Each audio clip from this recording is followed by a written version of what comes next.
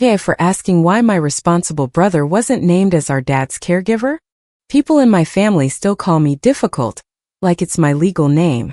I'm Lisa, 45, and I'm the daughter who remembers appointment times, insurance cards, pill bottles, and where my mother hides the spare house key. My older brother Ryan is 48. According to our parents, he has always been the responsible one.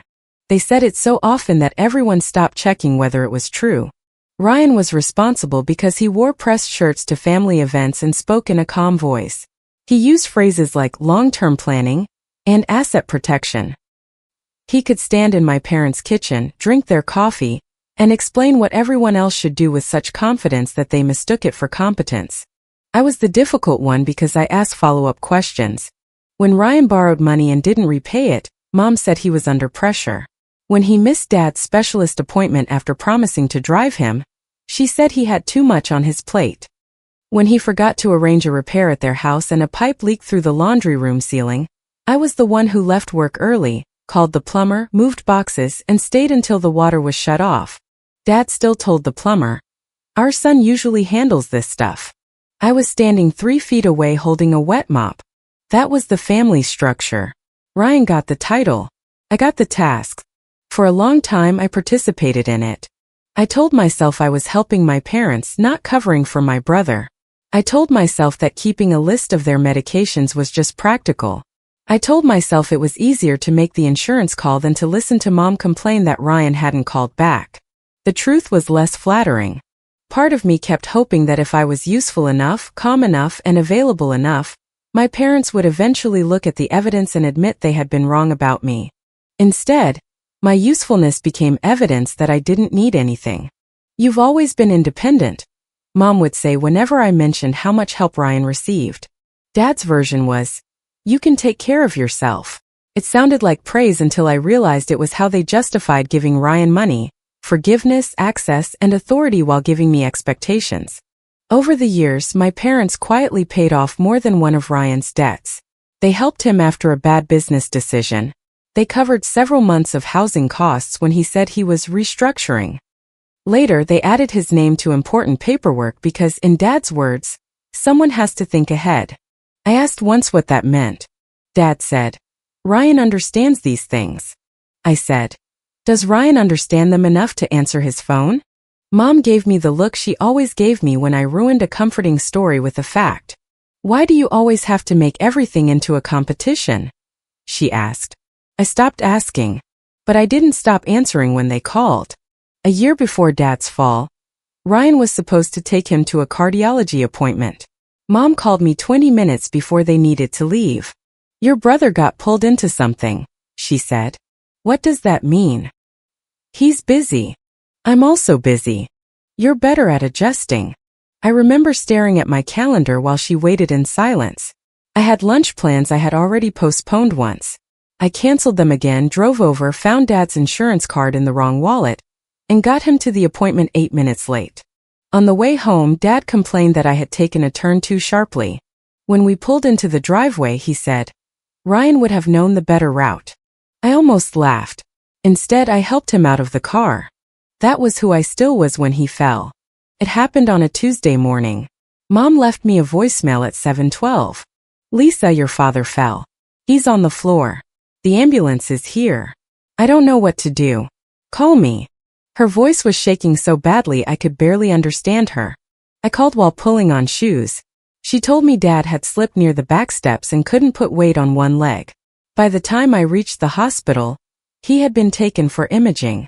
Mom was sitting in a vinyl chair with her purse clutched against her stomach. "Where's Ryan?" I asked. "He's on his way." That phrase covered a lot of ground in our family. I sat with her. I found the medication list in her purse, corrected 2 dosages she had written down wrong, and answered questions from the nurse. Dad had fractured his hip and also bruised his shoulder badly enough that using a walker would be difficult at first. Surgery was scheduled for that afternoon. Ryan arrived almost 3 hours later carrying expensive coffee and looking concerned. "What's the latest?" he asked. Mom stood up and hugged him as if he had crossed an ocean. I gave him the update. He nodded slowly. "Okay, we need to think strategically about discharge." Dad hadn't even gone into surgery. I said, "We need to get him through today first." Ryan gave me a patient smile. "That's what I mean.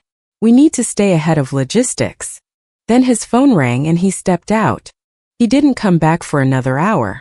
I was at the hospital every day for the next 4 days, though not all day. I brought Dad clean clothes, helped Mom keep track of who had called, and spoke with a physical therapist about his mobility. Ryan appeared twice. Both times he spent more time talking about what the family would need than asking what Dad could actually do. Still, I wasn't looking for a fight. Dad was scared, even if he expressed it as irritation. He hated needing help. Mom was sleeping badly. I did what I could because the emergency was real. On Friday morning, I was at my kitchen counter sorting mail and reheating coffee when my phone rang from a hospital number. I almost ignored it because I assumed it was another routine update, but I answered. "Hi, is this Lisa?" a woman asked. "Yes. My name is Erin. I'm the discharge coordinator working with your father's care team. Is now a good time to review the home plan?" I thought she meant appointment dates or equipment delivery. "Sure." She began in a professional practice voice. "Your father remains a fall risk. Home health will evaluate him after discharge, and physical therapy is recommending mobility assistance, medication management, transportation to follow-up appointments, and caregiver availability during the initial transition period.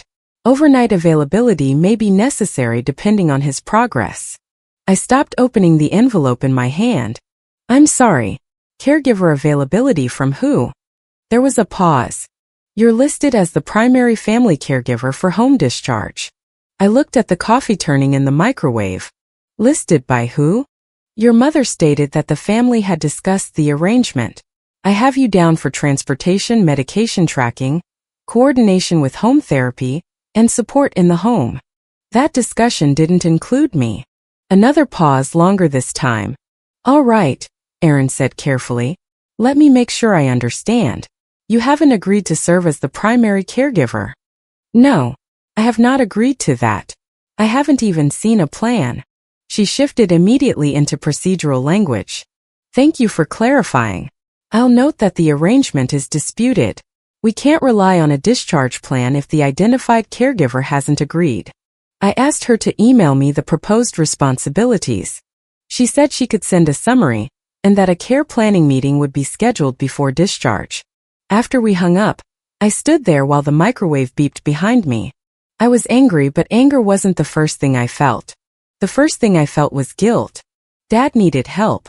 Mom couldn't safely lift him. He would need rides, supervision, medication reminders, meals, and help moving around. I knew all of that. Then I looked at the list Erin had emailed.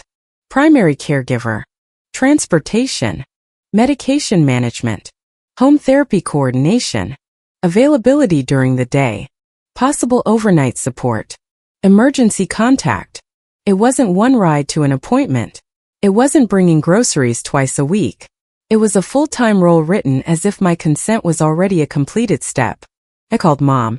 She answered on the second ring in a calm voice, nothing like the frantic voicemail from the day Dad fell. "Hi, honey. Why am I listed as Dad's full-time caregiver?" There was a small silence. "Oh, that. Yes, that. We only put you down because you're organized. You told the hospital I agreed. I told them you would help." "No. You told them I would manage transportation, medication, therapy, and possibly stay overnight. Your father needs support. I know he needs support. Why isn't Ryan signing this?" Mom exhaled sharply. "Your brother can't just drop everything. And I can. You understand care better. Because I'm a woman? Don't twist my words. I'm asking what you mean. I mean, you're good at these things. Ryan is handling other matters." "What other matters?" "Financial things. Decisions. Things you don't need to worry about." That sentence changed the temperature of the call. "So Ryan gets the authority and I get the physical work? Why are you making it sound ugly? I'm reading what you wrote. Family helps family, Lisa. I will help with specific things. I can take Dad to one follow-up appointment next Thursday. I can bring groceries. I'm not agreeing to be his full-time caregiver. I won't be available overnight, And I won't sign financial responsibility forms. You're humiliating me. In front of who? The hospital staff. They think our family can't handle its own problems. You gave them my name without asking me. Your father doesn't need stress right now. Then stop creating plans that depend on people who never agreed to them. Mom's voice hardened. Why do you always have to make things difficult? There it was. Not, I'm sorry. Not, I panicked. Not even, can we figure something out? Difficult. I said, send any requests by email, and ended the call. Ryan called 40 minutes later. He didn't say hello. What are you doing? I'm eating toast. You know what I mean. I told the hospital I did not agree to be Dad's full-time caregiver. You're making everyone panic. No, I'm correcting false information. It's not false. It's a family plan. A family plan that no one discussed with me. He sighed like I was a difficult client. Just sign the paperwork for now. We'll figure it out later. I almost admired how quickly he revealed the trap. Later is when everyone forgets what they promised and I'm stuck. It's temporary. For who? For everybody. That doesn't mean anything. Lisa, come on. You're better at details anyway. I'll handle the bigger picture. I leaned back in my chair. What exactly is the bigger picture? Funding. Decisions. Coordination. The hospital says coordination is in my name. We can adjust things as we go. No. We adjust them before I sign. You always make things harder than they need to be. And you always call something temporary when you want someone else to carry it. He went quiet. Then he said, Dad will remember this. I hope he remembers who put my name down without asking. Ryan hung up. That afternoon the private messages started. A cousin I rarely heard from wrote, Your mother is falling apart. This is not the time to punish anyone. Another relative wrote, Your dad cared for you all your life. You can't give him a few weeks. The wording was too similar to be accidental. No one asked what I had agreed to. No one asked what the plan required. They had been told that I had promised to care for Dad, and then backed out because I was angry. I didn't respond publicly. I didn't call Mom and scream. I replied to each person with the same sentence. Ask who has power of attorney and who agreed to manage their care fund. Most of them stopped responding. My Aunt Grace did not. Grace was 70 and had always been close to Mom. She believed in family cooperation, usually in the form of the nearest woman doing whatever needed to be done. Her first message had been, Your mother says you changed your mind at the worst possible time. After my reply, she wrote, What care fund? I stared at the screen. I'm trying to find that out. She called me. First she sounded skeptical. Carol told me you agreed after the surgery. I never agreed. She said you would take care of Dennis at home. I said I would help with some errands while he was in the hospital. That's not the same thing. Why would she say you agreed? That's what I'm trying to understand. Grace lowered her voice. Your brother is the one on their papers, isn't he? That's what I've been told. And what did you mean about money? I remember Mom saying they had set aside money for future care. I also remember Ryan saying he would handle everything if they put him in charge. Now he's telling me to sign the labor over to myself. Grace was quiet. Then she said, Lisa, are you sure? No. But I'm going to be. That evening I started searching records I already legally had access to. Old emails sent to me, text threads on my phone, and voicemails I had never deleted because my family had a habit of rewriting history. I searched care. Then Dad. Then home support. Then Ryan Handel. First I found ordinary things. Appointment reminders. Messages about insurance. Mom asking me where Dad's blue pill bottle was even though I had told her twice that it was in the upper kitchen cabinet. Then I found an email chain from 2 years earlier with the subject line future planning. Mom had included both Ryan and me, though I had barely read it at the time because most of the discussion was between them. Ryan had written, If I'm put down officially, I'll handle the elder care stuff when it comes up. That includes vendors, in-home services, and long-term planning. Dad had replied, That's why we trust you. I had written one sentence. Please make sure everyone understands what they are agreeing to. Ryan's response had been, "Of course." I kept looking. In another email, Mom wrote, "We transferred the first amount for care setup. Use it to get ahead of things before we need them." Ryan answered, "Received. I'm comparing options." The date was 18 months before Dad's fall. There was no amount listed in that email, but another message referred to the $38,000 we moved for home support and related costs. $38,000. I sat back and read that line 3 times. I searched for the name of any home care company, assessment service, equipment provider, or caregiver agency. Nothing. I searched invoice. Nothing. I searched deposit. I found a text from Mom to Ryan. "Did you reserve the care service?" Ryan answered, "Not yet. Market is tight. Holding funds until timing is clearer." That was 11 months earlier. 3 months later, Mom asked again. Ryan wrote, "I moved things around so the money is productive until needed." Mom replied with a heart emoji. Then I found a private text Mom had accidentally sent me months earlier, and immediately tried to explain away. Ryan needs stability. People look to him. The house and paperwork protect the family image. At the time, I thought she was talking about keeping Dad's house in the family. Now I understood it differently. My parents weren't just choosing Ryan because they trusted him. They were investing in the appearance of him as the stable, successful son. The strongest message came from Ryan himself. It was in a text thread between us from the year before, after Mom had called me to complain that Dad refused to discuss future care. Ryan had written, "Don't worry about the day-to-day. If something happens, Mom will lean on you because you're nearby and she knows guilt works. I'll handle the official side." I had replied, "That is not a plan." He sent back, "It's how families work." I remembered reading it as a joke. It didn't feel like one anymore. The next morning, I emailed Aaron, the discharge coordinator. I didn't agree verbally or in writing to serve as my father's primary caregiver. Please document my non-consent. Please send all care-related requests to me by email. I may volunteer for limited tasks, but I am not accepting responsibility for medication management, overnight care, mobility assistance, financial obligations, or overall coordination.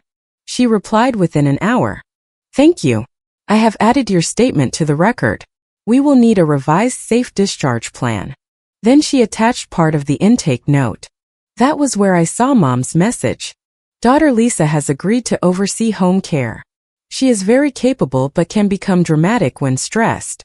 Family expects she will cooperate once discharge is confirmed. I read it once. Then again. I didn't cry immediately. I felt cold first. My mother had not simply assumed I would help. She had prepared the hospital to distrust my objection before I even knew there was a plan. She had labeled me unstable in advance so that if I said no, my no would look like an emotional episode instead of a fact. That was the moment I understood why everyone in the family called me difficult before I even spoke. They needed the label ready. Without it, someone might ask whether I had a point. I forwarded the note to myself and printed it. I also printed Ryan's email promising to handle elder care, the messages about the $38,000, and his text saying Mom knew guilt worked on me. I didn't send them to the whole family right away. I wanted to know exactly where I stood before I turned the argument into something bigger. A friend gave me the number of a legal aid office that handled eldercare questions. I spoke with an attorney named Marisol for less than half an hour. I explained that I wasn't trying to avoid helping my father. I wanted to know whether a hospital form could make me financially or practically responsible if my family had put my name down. "Have you signed anything?" she asked. "No." "Have you verbally agreed to the responsibilities listed?" "No." "Then do not sign a document that describes duties you cannot, or do not agree to perform. Put your non-consent in writing, which you've already done. Be precise about any limited help you volunteer. Practical assistance is not the same as accepting a caregiver role or financial responsibility. Can they force me to take him home? No. The hospital needs a safe discharge arrangement. They may pressure the family to identify one, but your relatives cannot create your consent for you. What language should I avoid? Anything vague. Do not say, "I'll do whatever is needed." Do not sign as responsible party unless you understand and accept what that means on that specific form. Say exactly what you can do and what you cannot. I wrote it down. I can take him to one appointment next Thursday. I will not be available overnight. I will not manage medication. I will not sign financial responsibility forms. Send requests by email. Before we ended the call, Marisol said, "You are allowed to separate love from liability." For the first time in years, someone treated my no like information, not a character flaw. I made a timeline. Dad fell on Tuesday. I helped at the hospital Tuesday through Friday. Mom told the discharge team I had agreed before anyone asked me. The hospital called me Friday. I objected immediately. Ryan asked me to sign first and discuss details later. Ryan already had documented authority in family planning conversations. Ryan had accepted $38,000 for care setup. No care provider had been arranged. Mom had warned the caseworker that I could become dramatic. The sequence mattered. This wasn't a family scrambling in confusion after an emergency. At least part of the arrangement had been planned. Ryan would keep control. I would perform the work. If I objected, Mom had already supplied the explanation. Lisa was stressed and difficult. I sent a short email to Grace and the relatives who had contacted me. The subject line was Dad's discharge plan. I did not agree to be Dad's full-time caregiver. I learned from the hospital that Mom listed me without my consent. Ryan was given decision-making authority in prior family planning discussions and accepted $38,000 for care setup after promising in writing to manage future care arrangements. No service appears to have been arranged. If Ryan has the authority and received the money, why am I the only person being asked to sacrifice? I attached only 3 items. Ryan's promise, the message confirming the money, and the hospital note stating I had already agreed. I didn't attach every insult. I didn't write about childhood. I didn't explain the wet laundry room ceiling, the missed cardiology appointment, or the years of being told Ryan was responsible. The facts were enough. Grace replied first. I did not know any of this. My cousin wrote, "Carol told me you promised." I answered, "I did not." Another relative said nothing but sent a single thumbs up, which wasn't an apology but was apparently the most emotional growth he could manage before lunch. Mom called 6 times. I didn't answer. She left 2 voicemails. The first was angry. "You had no right to send private family business around. Your father is recovering, and now people are calling me with questions." The second was softer. "Lisa, please call me. We need to get on the same page. People are going to think you don't care." That sentence told me she still didn't understand the problem. Or she understood it perfectly and hoped reputation would still work. I texted, "I will attend the care planning meeting. Put anything else in writing." She called again anyway. This time I answered. "Your father is embarrassed," she said. "About what?" "About all this conflict. He should be embarrassed that no one asked me before putting my name on a full-time care plan. He feels unwanted. I visited him 4 days in a row. That isn't the same as bringing him home." "No, it isn't. You know I can't do this alone." "I know. That's why the money was supposed to pay for help." She became quiet. Then she said, "Ryan is handling more than you know. Then he can explain it at the meeting. Why are you trying to attack your brother?" "I'm asking him to do what he agreed to do. Signing is just paperwork." "No, Mom. I'm refusing to make Ryan's promises legally mine." "Why do you have to say it like that?" "Because that is what you're asking." She started crying. Not loudly. Mom cried in a controlled way, as if even her tears had an audience. "Your father needs peace. I am not stopping him from having care. I'm stopping you from pretending that care is already arranged when it depends on me surrendering my life. You make everything sound so cold. I can take him to an appointment. I can visit twice a week. I can bring food. I cannot be his full-time caregiver. So you're choosing yourself." "Yes," I said. "In the part of the plan that requires someone to choose me." She hung up. The care planning meeting happened the next afternoon in a small conference room near Dad's floor. It wasn't dramatic in appearance. There were beige walls, 6 chairs, a box of tissues, a whiteboard with yesterday's date still written in one corner, and several pages of discharge forms clipped together on the table. A pen had been placed beside the caregiver section. Mom sat with her purse in her lap. Ryan sat beside her in a navy jacket, even though no one else was dressed formally. Grace was there too. Mom had invited her, I assumed, as moral pressure. Aaron, the discharge coordinator, sat at the head of the table. A physical therapist joined by phone for part of the discussion. Dad was not in the room. He was tired after therapy, and Aaron said they would review the final plan with him separately. Ryan looked at the printed pages in my hand. "Can we not turn this into a trial?" he asked. "Then don't ask me to sign something without reading it." "No one is asking you not to read it. You asked me to sign it first and figure it out later." "That's not what I meant." "It's exactly what you said." Aaron interrupted before we could go further. "I want to clarify the purpose of today's meeting. We need a realistic discharge plan that reflects what each person is actually able and willing to do. Based on the latest therapy note, Dennis will need mobility assistance, medication supervision, transportation, and follow-up coordination. He may not be safe to return home immediately without additional support." Mom pressed her lips together. "He wants to go home." "I understand," Aaron said. "Our job is to determine what can be done safely." Ryan leaned forward. "We have a family plan. There was just some confusion about the temporary roles." I looked at him. "Temporary for you. Binding for me." He gave a small laugh. "This is what I mean. Everything becomes a slogan." Aaron looked between us. "Let's go through the plan one item at a time." She began reading. Home health evaluation. Physical therapy. Fall precautions. Medication schedule. Transportation. Caregiver availability.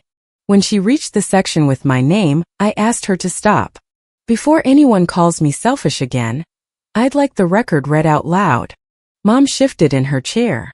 "Lisa, please." I ignored her. "Who is listed as the person with decision-making authority in the family documentation you received?" Aaron checked her notes. "Ryan is identified by Carol as holding healthcare power of attorney. I have not independently reviewed the full document, but that is what is represented in the intake information." "And who is described as managing money set aside for care?" Ryan spoke before Aaron could answer. "This is not relevant to discharge. It is relevant if the stated reason I should provide unpaid care is that there is no other option." Aaron looked at the intake page. "Ryan is referenced as coordinating family care funds." Grace turned toward him. "You told me there wasn't a care fund." Ryan's jaw tightened. "I said it was more complicated than that." I continued. "Who told the hospital I agreed to be primary caregiver?" Aaron looked at Mom. "Carol did." "And is there any signature from me agreeing to that?" Aaron flipped through the pages. "No. I do not see a signed caregiver agreement from Lisa." "Is there any note showing that I personally confirmed the arrangement?" "No," Mom said, "because it was understood." I looked at her. "By everyone except me." Ryan leaned back. "This was always supposed to be temporary. We would have adjusted once Dad was home." I placed the printed emails on the table. "If I'm the selfish one, then let's stop talking about feelings and look at who actually agreed to what." No one reached for the pages at first. I slid Ryan's email toward Aaron and Grace. "This is Ryan promising to handle eldercare vendors, in-home services, and long-term planning if Mom and Dad put him down officially." Ryan glanced at it. "That was a general conversation." I slid the second page over. "This confirms that Mom and Dad transferred $38,000 to Ryan for care setup." Mom's face changed. Not shock. Fear. Grace picked up the page. "Carol, you gave him $38,000? Mom said. "It was for future needs." Grace looked at Ryan. "Where is it?" Ryan rubbed one thumb along the edge of his phone. "The funds were not spent. They were repositioned." "What does that mean?" Grace asked. "It means they were kept productive." "In what?" "This is not the setting for a financial audit," I said. "It was the setting for assigning me unpaid labor." He turned to me. "You don't understand the financial structure." "Then explain the care service you arranged." I was waiting for a confirmed need. "Dad is in the hospital with a broken hip. The need is confirmed." We didn't know the exact level of care. Did you schedule an assessment? No. Did you reserve an aide? Not yet. Did you buy equipment? The hospital handles equipment recommendations. Did you preserve all of the money for care? His eyes moved away from mine.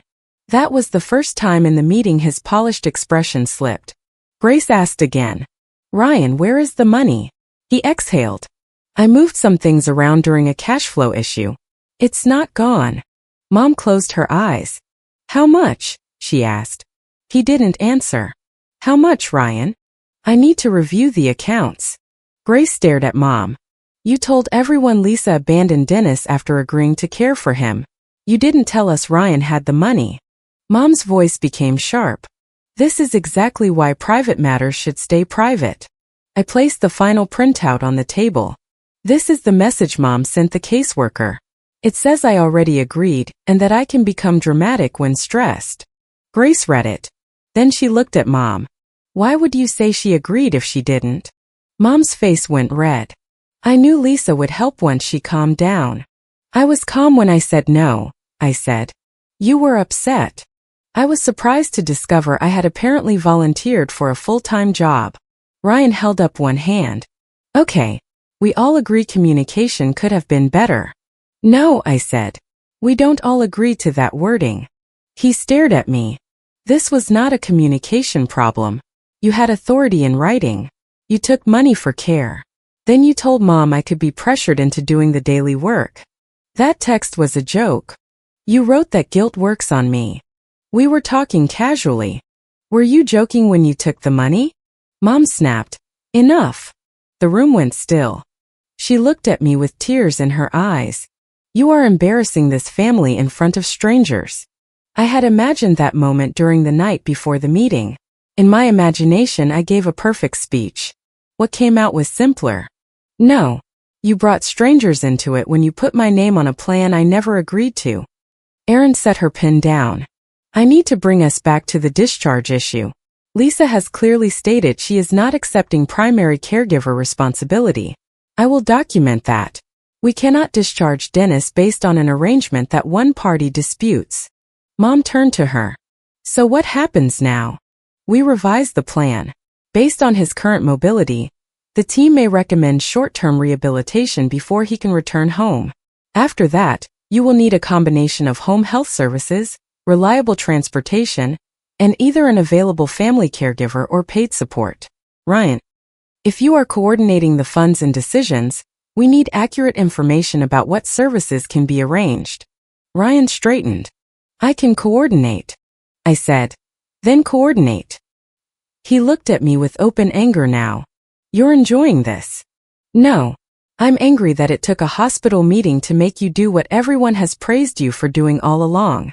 Grace put the email down. What happened to the money? Ryan said. I already told you. It's not simple. It was simple when Lisa's name was on the work, Grace said. That was the moment the room truly changed. Until then, it had been me against the family story. Now someone else had asked the question. Mom looked at Grace as if she had betrayed her. Whose side are you on? Grace answered. The side where we know who actually agreed to what. Erin began revising the form. She crossed out my name beside primary caregiver and wrote a note that I had not consented. She asked me whether I was willing to be listed for any limited task. Yes, I said. I can take him to one follow-up appointment next Thursday if the timing works. I can visit twice a week after he is home. I can bring groceries with advance notice. I will not be available overnight. I will not manage medication. I will not provide mobility assistance by myself. I will not sign financial responsibility forms. She wrote each point down. Ryan shook his head. This is unbelievably rigid. It's specific, Erin said. I almost smiled. Specificity had always sounded like cruelty in my family because vagueness was where they hid the work. The meeting ended without a home discharge. Dad was sent to a short-term rehabilitation facility for further therapy. He hated it. Mom blamed me for the first 2 days, even though the physical therapist had said he was not safe to climb the steps at home. Ryan was forced into the part of the process he had spent years claiming he could handle. Aaron emailed him a list of care agencies and requested confirmation of the arrangements before Dad's return home. Grace asked to be copied. Mom didn't like that, but she no longer had the same control over the story. The financial situation came out slowly. Ryan had not stolen every dollar and disappeared with it. Reality was messier and, in some ways, more believable. He had used part of the care money to cover a business shortfall, telling himself he would replace it before my parents needed it. Then another expense came up. Then another. He had about $17,000 available, and kept insisting the rest was recoverable. Dad's care did not operate on recoverable money. The home care agency required a deposit. The bathroom needed safety equipment. Transportation had to be scheduled. Ryan ended up taking money from his own savings and selling something he had bought during one of his better years. I never learned every detail because I stopped making his finances my assignment. Mom spoke to the bank and later to the attorney who had prepared their documents. I suggested she do both. I didn't investigate accounts, demand access, or try to take control. That was another trap I avoided. For years, the family had trained me to respond to someone else's failure by taking over. This time I gave Mom the phone numbers and told her the questions she needed to ask. She said, "Can't you call for me?" "No. You know how to explain things." "So does Ryan. And this is his responsibility." She looked wounded. I let her look wounded. That was new for me.